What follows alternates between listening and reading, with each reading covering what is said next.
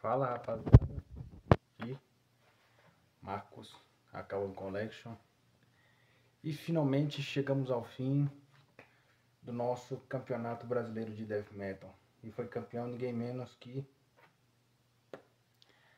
e sim, ele mesmo.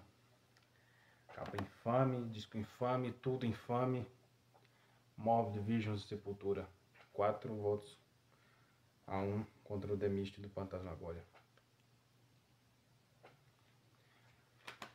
Considerações iniciais, né? Vou fazer um vídeo aqui falando sobre o Morbid Visions, ficha técnica, essas coisas, o que eu acho, né? E o contexto da época.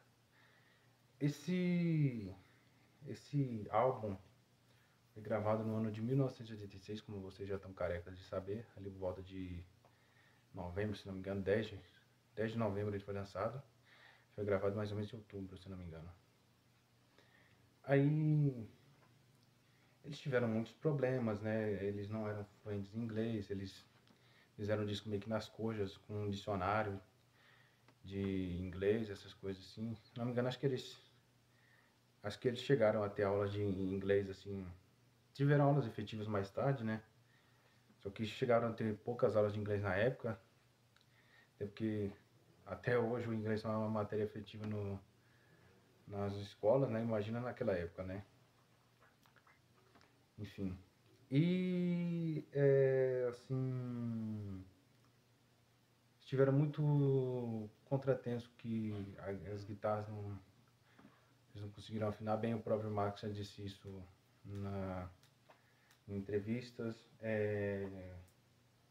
Problemas com bateria, a bateria não era exatamente o que eles queriam, eles não conseguiram uma bateria melhor.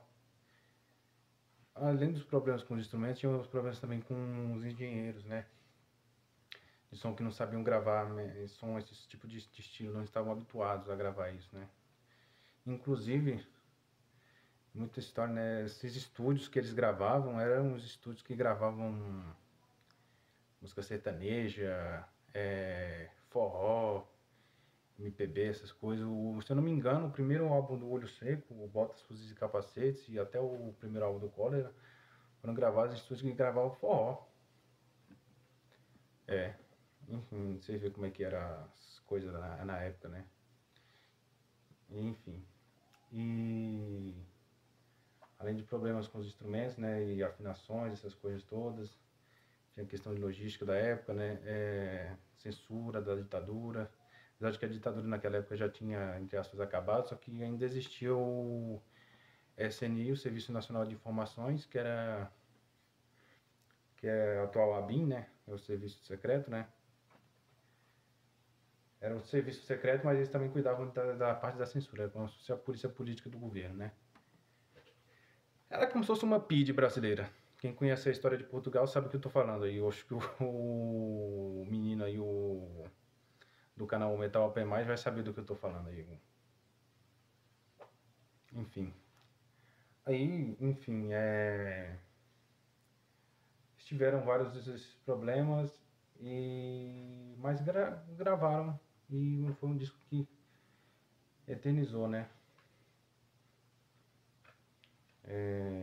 Inclusive eu acho que a áurea do disco, nos termos de gravação do antecessor do Split, o Split Bestial Devastation do século XX, eu acho que tá, assim, entre aspas, melhor gravado do que esse daqui, que é o primeiro álbum mesmo, Morbid Visions, né? Porque eu não sei se é o estúdio, se é os engenheiros, acho que a química também, acho que foi melhor do que no Bestial do que nesse daqui, na minha opinião, né? Enfim, bora falar agora sobre o disco, começar por essa insana capa aqui, que falar, essa arte aqui, maravilhosa, infame. Vou tirar aqui pra ver melhor, não transparecer o cristal do acrílico, né? Capa infame demais. Os toques de vermelho, abóbora, preto. Eu não entendo muito de arte gráfica, Eduardo Ouvido e Bardo deve entender melhor. Queria saber queria ouvir a opinião dele, o que ele acha dessa arte aqui. Pra mim é uma das grandes artes do metal brasileiro. Não sei se pra ele é. Que o encarte, né? Fotos da época, formação da época, formação que gravou esse disco, Paulo Destructor no baixo, o Max Possessed. Eles tinham esses apelidos, né, na época. Max Possessed na guitarra e nos vocais, o Jairo Tormento na outra guitarra, na guitarra solo, aí a formação da época é melhor. E o Igor Skullcrusher na bateria. E fotos da época. Ali era a efervescência da época do metal. Não só metal em Belo Horizonte, mas no Brasil inteiro, né? As bandas que tinham um melhor assim, encontro com o inglês, se não me engano, era o Overdose, né? Que, se eu não me engano, o Cláudio Davi, ele frequentou a escola de inglês, se eu não me engano, parece que ele fala isso no Ruído das Minas, que o Bestial Devastation. E, se eu não me engano, também o Viper, né? Que o André Matos, ele tinha essa coisa, né? O pessoal do Viper era o Viper e o Overdose eram as bandas assim mais digamos assim, um pouco mais abastadas, né, financeiramente falando, né? Eles investiam dinheiro assim. Tinha um cacife um pouquinho mais elevado do que outras bandas da época. Vou comparar, por exemplo, com o Sepultura. Apesar de que o pai do Marcos, se não me engano, também era uma pessoa assim, não era muito pobre, né? Só que depois que o pai dele morreu, parece que a família também ficou meio arruinada financeiramente, né? O pessoal do sarcófago também, a banda rival também era outros que eram também andavam com a mão na frente e outra atrás. Era a arte aí da propaganda da época do lançamento. Muito massa. Enfim. E o Holocausto, Chacal, os bandos, os caras andavam com a mão na frente e outra atrás, pode dizer. Nenhum deles tinha muito dinheiro. Só, e pra valer mesmo, quem só ganhou dinheiro mesmo com metal no Brasil foi o Sepultura, né? Assim, dessas bandas dessa época, né? Só o Sepultura. O Viper ganhou mais ou menos, não é uma banda rica, mas também não é uma banda pobre, né? O Crazy e o Angra são de outra época, são lá do final dos anos 80, final de 89 para o começo dos anos 90, não é a mesma época, enfim. Eles viveram outra época, outros 500, né? Enfim. Bora falar um pouco sobre as músicas desse disco. Falar de Morbid Visions, a música que abre o disco, que é uma faixa matadora com a bateria, aquela bateria pulsante do Igor, os vocais rasgados do Max, a guitarra do Jairo, o baixo. O baixo pra mim é que me se destaca no disco inteiro, assim. Sepultura pra mim o baixo nunca foi um grande destaque, assim, seja no Morbid Visions, no Esquizofrenia, no Benedetta the Rames, só pra mim ali a partir do Arise e do QZD, na minha opinião, que o baixo começa a ter um destaque melhor, assim, tem uma influência, uma coisa assim melhor, né? Mas enfim, é um sonsaço. Mayhem, que é uma música que fala de mutilações, desordem, guerra, violência. Também é um grande destaque do disco. É muito boa a faixa. Trupp Surchum, que pra mim é o clássico imortalizado. Foi durante muitos anos, foi a única música dessa fase aqui inicial que eles tocaram, né? Não só desse disco, toda essa fase inicial com o Jairo, né? O Sepultura, tanto com o Max quanto com o Derek, com a fase com o Derek, tocaram. Acho que eles ainda tocam nos shows até hoje, né? Estão tocando nessa turnê de final de despedida, que eu acho que não vai ser na despedida, eles ficam parados uns 5, 6 anos que nem o Slayer e depois volta, tocando um show aqui e acolá, enfim. E acho que com o Megadeth vai ser a mesma coisa, o Megadeth vai parar, depois vai voltar daqui uns 4, 6 anos, tô fazendo um show aqui e acolá também. Enfim, esses caras não aguentam ficar parados muitos anos, não. War, é música de guerra, né? Todo toda submetida à temática de guerra, violência pura e tem a bateria assim, que me lembra aquelas baterias de marchas militares, né? Tem algumas fases, né? Não é toda a música que lembra, mas na minha opinião tem, quem já ouviu marcha militar aí vai entender o que eu tô falando.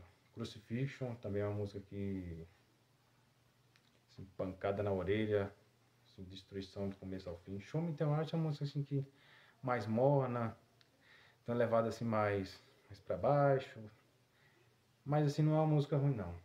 Funeral Rise leva lá pra cima de novo. Blasfêmia Pura, Empire of Damned, que é o grito dos condenados, né? O grito das tormentas do inferno. E encerra o disco de uma maneira emblemática com um canto gregoriano e um sino infernal, uma coisa assim, se eu não me engano. Outra coisa também que eu esqueci de mencionar, nesse disco originalmente na versão em LP tinha uma introdução que era Carmina Burana, iniciação de Carmina Burana, de Karl Wolf, se não me engano, o compositor da Carmina Burana, né, que é uma coisa de música clássica, se não me engano, e foi cortada nas edições de CDs por causa de direitos autorais, uma coisa assim. Acho que eu não sei se eles chegaram a conversar com os detentores dos direitos originais, né, para eles permitiam lançar isso aqui, né, mas eles decidiram picotar e lançaram só as músicas mesmo. Mas pra mim não faz falta não. Na minha opinião não faz falta não. Apesar de que eu gosto de Carmina Burana, né, mas pra mim não faz tanta falta não. Enfim. Aqui tem, nessa edição tem as músicas com o Bestial Devastation, do EP, e tem também as duas bônus, a Necromancer da fita demo e a Anticop, que é uma parte lá de não sei que ano que foi, acho que 90 e alguma coisa. Não é da época não, não sei nem porque colocaram isso aqui. Na minha opinião podia ter deixado só as músicas só o álbum mesmo, World Visions, com as músicas do Bestial, né? Enfim. Daí grande clássico. Aí eu vou falar aqui das influências da época, né? As bandas que influenciaram o Sepultura a fazer essa obra-prima, que foram ninguém menos que bandas como Venom, Possessed, Hellhammer, Celtic Frost, muita veia de Celtic Frost e Venom nesse disco. E Creator também, Destruction, também acho que tem uma vibe também de influência dessas duas bandas alemãs. A gente vê muita influência de carga thrash, death, esse disco. E isso aqui também, essa obra-prima aqui também influenciou uma porrada de bandas, tanto lá fora quanto aqui no Brasil. Lá fora, as bandas influenciadas, podemos citar Mayhem, da Noruega, Darkthrone, também da Noruega, o Immortal, da Noruega. Eles já citaram isso em entrevista, se não me engano. É o próprio Burzum, daquele pateta lá do Vago Vikernes, também acho que foi influenciado por isso aqui. Ele pode até dizer que não, mas a gente sabe que nas escondidas ele ouvia essas coisas aqui, ouvia isso aqui, ouvia o Holocausto, ouvia Sarcófago lá com a turma lá do Mayhem e do Immortal, enfim, aquelas bandas lá da Noruega. Enfim, outras bandas aí, várias bandas aí da cena sueca também, de death metal, enfim. Aqui no Brasil, bandas que foram influenciadas pelo Sepultura dessa linha aqui foram Red Hunter DC da Bahia, Mystifier também da Bahia, Crypta, Nervosa, Amen Corner, Impurity, enfim, várias bandas assim que tanto da cena nacional quanto internacional foram influenciadas por isso daqui. Agradecer quem ficou nesse vídeo aí, né? Não tá assim um vídeo maravilhoso, que nem o Ale Metal Pesado, que ele faz um vídeo estupendo, debruçando mesmo as coisas assim. Eu tento fazer do meu jeito, que é o que eu posso, né? Eu não vou ficar aqui copiando que redator da Whiplash fez em resenha para mim repetir aqui, porque eu não sou disso. Nem vou fazer que nem Regis Tadeu, dizer que isso aqui é uma obra-prima ou isso aqui é uma bosta total. Para mim é uma obra-prima, para mim é um disco singular e teve sua importância na época, ainda tem sua importância até hoje. Assim, tem seus defeitos, sim, tem seus defeitos, sim. Tem seus pontos fortes, pontos fracos, enfim. Para mim, todo disco tem isso, né? Tem seus pontos fortes e pontos fracos, né? Mas para mim, tem os pontos fortes são mais fortes, né? E, enfim, é a minha opinião, né? Para mim, é um disco a ser respeitado, a ser cultuado, a ser elogiado por todos. E se você não ouviu ainda, escute, pare para escutar uma hora. Se você é daqueles moleque só escuta Sepultura da fase Roots, que o Zedi, essas coisas aí, para com isso e dá um tempo para isso aqui, ó. Aqui ó, faz com Jairo Guedes. Isso aqui é uma, uma dádiva. Isso aqui é bom demais. Bom, agradecer quem ficou aí até agora. Esse vídeo tá ficando muito extenso, já tá muito tarde. Meu celular tá acabando a bateria.